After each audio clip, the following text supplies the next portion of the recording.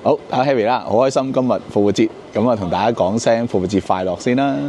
咁啊好開心今個復活節都有機會同家人一齊去旅行嘅。咁喺機場咧有啲空間，又同大家分享復活節嘅主題啦。咁講起復活節，咁大家都知道係紀念耶穌啦，為我哋去死，跟住咧可以咧讓我哋可以有復活嘅機會嘅，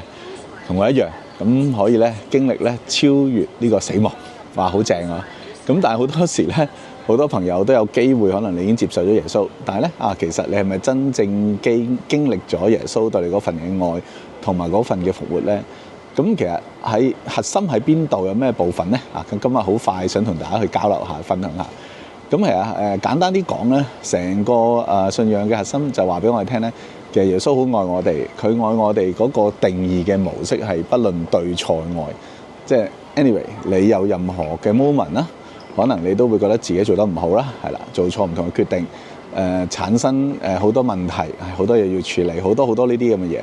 咁你都會當中會去 judge 自己你啱定係錯 ，OK？咁但係咧好感恩喎，耶穌饒恕我哋喎，咁聖經都好清楚寫啦，當我哋還作罪人嘅時候，耶穌為我哋死，神的愛咧就在此顯明啦。咁其實核心就係我哋係有錯，但係咧天父咧都係唔紀念我哋嘅錯。咁所以喺咁樣嘅狀態之下咧，當你真係明白呢個道理咧，咁喺我哋嘅生活當中，你係咪可以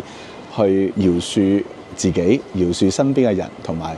可以經歷呢一份嘅復活咧？咁點樣知道或者測試到自己係咪經歷呢個復活咧？好簡單嘅啫。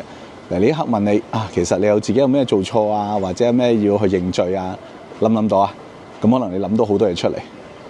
咁你諗到好多嘢出嚟，然之後咧你個心有好多罪疚感嘅，咁即係代表咩啊？你仲係未復活咯 ，OK？ 因為我哋啱啱講過噶嘛，我哋接受耶穌呢個復活節嘅饒恕，其實我哋第一個都要學習嘅就係饒恕我哋自己咯，係啦，讓我哋都可以喺生命當中咧有多啲出路啊，就去學習去經歷咧，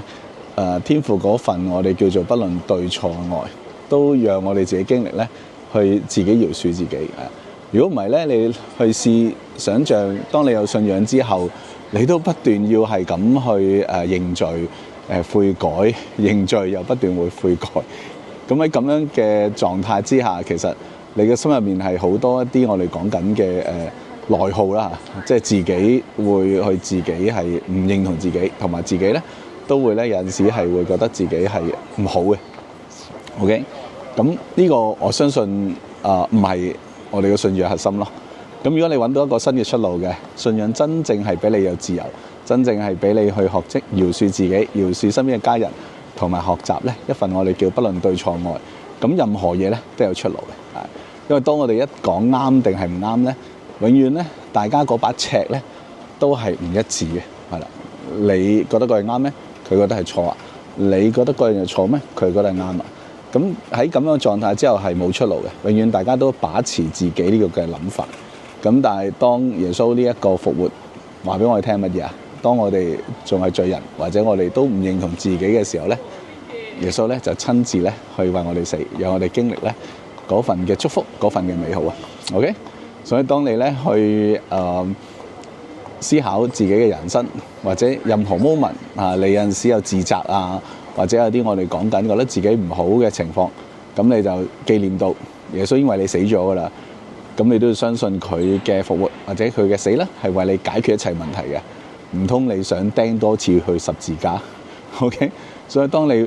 同自己講你唔開心，或者你有任何覺得自己係唔滿意自己嘅，覺得接納唔到自己嘅時候，其實咧你唔係唔接納自己啊，你係唔接受咧耶穌為你嘅死嗰份犧牲嘅愛。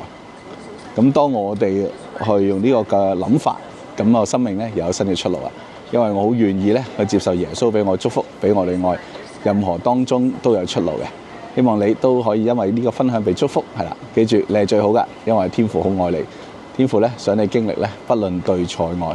亦都想咧你將呢一份不論對錯愛咧去影響你身邊人，去祝福你身邊人。好，今日分享到呢度，多謝大家，好，復活節快樂，拜拜。